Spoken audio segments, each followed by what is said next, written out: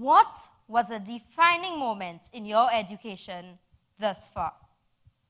I direct this question to students and adults alike because adults will be the first to remind me that learning never ceases. What was a defining moment in your education thus far? We have all these moments that have shaped our lives and defined who we are. 63 years ago, Sir Arthur Lewis, Nobel laureate in economics and the namesake of my alma mater, made a profound observation. He said, "The cure to poverty is not money, but education."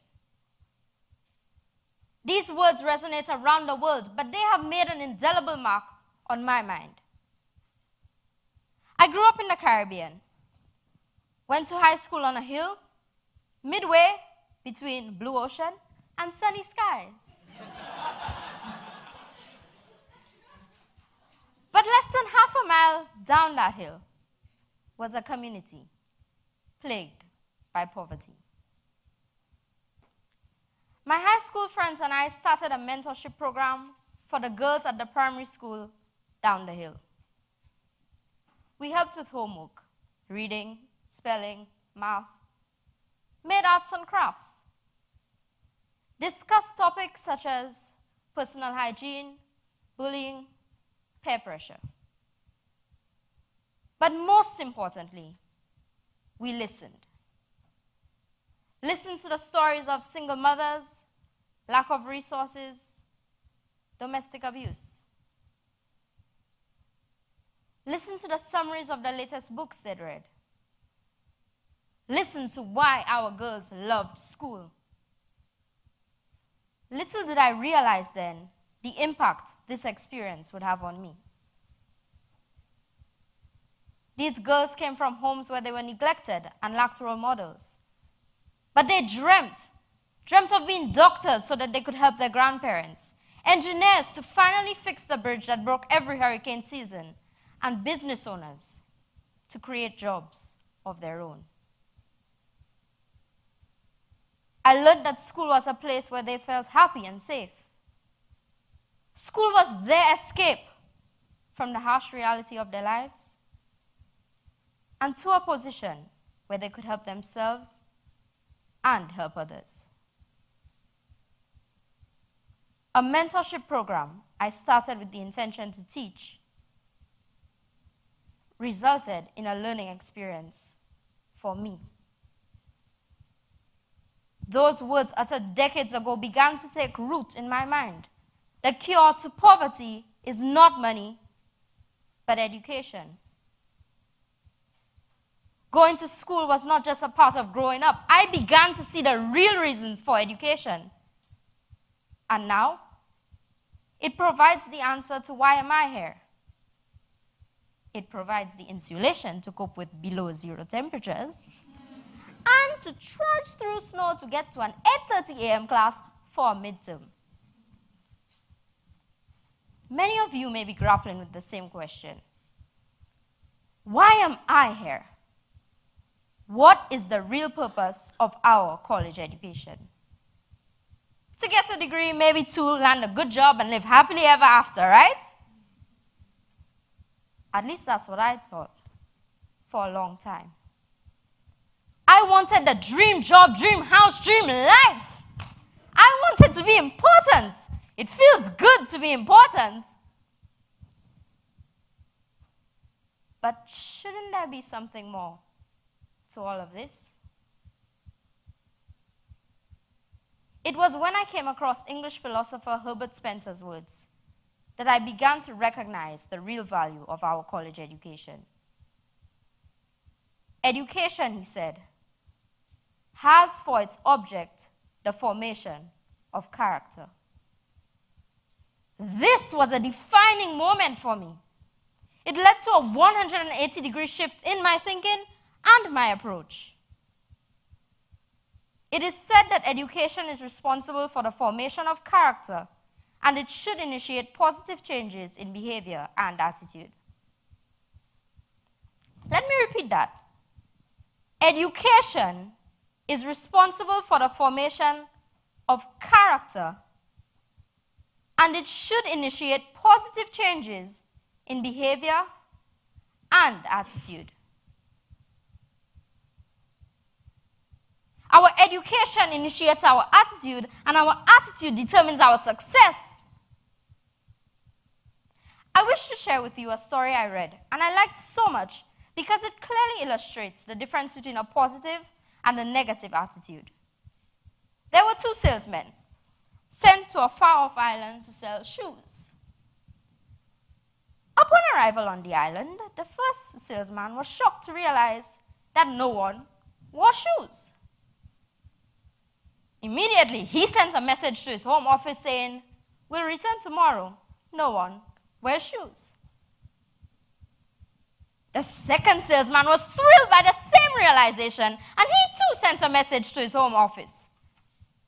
"Please send 2,000 pairs. Everyone here needs shoes."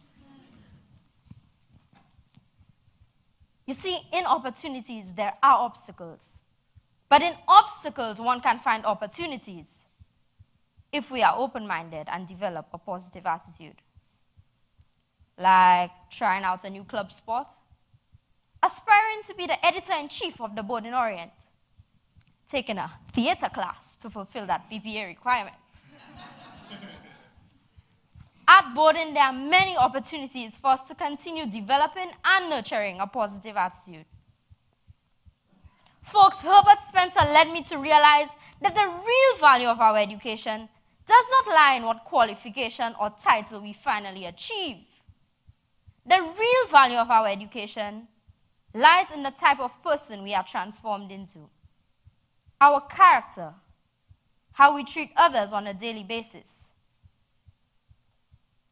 Many adults have advised me that in life, much of our success is dependent not only on our academic or technical competence, but on our soft skills, our disposition and demeanor, our empathy, compassion, and communication skills, our ability to deal effectively with other people wherever life takes us. For in life, we will have to interact with new people, people of varying cultural backgrounds, people with varying education levels, people with different needs. And it will no longer be our family or faculty members, our peers or our friends, but complete strangers. And it is our ability to deal successfully with these acquaintances that will ultimately determine our level of success and happiness. I believe that this is what Herbert Spencer envisioned when he spoke of character development as part of the education process. We would all agree that there are so many problems that it is frustrating, depressing, even frightening to listen to the news. And we have all heard it said that we are the future of our nations.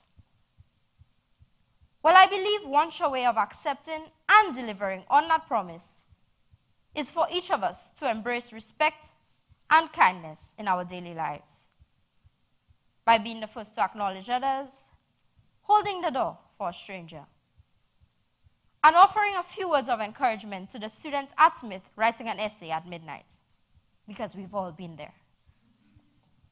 Now, I know you may be thinking, that's simple, that's basic, that's easy. But if we try it, we may soon realize that it is easier said than done.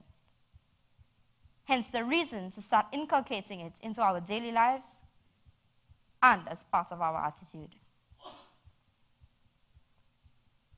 In a few years' time, we'll all look back at the things we've done, the things we've said, the friends we've made. Each of us would have experienced our fair share of triumphs and disappointments. But a lasting memory will be the respect and kindness we have experienced from professors, fellow students, and Irene and Connie. How they contributed positively to our experience. Friends, our words and actions have power. Today, tomorrow, And the day after that, endeavor to put a smile on someone's face. Because it is these moments that will shape our lives and define who we are. As we strive to acquire knowledge in our varying academic disciplines, as we pursue our life goals, and as we move forward, let our character reflect our education.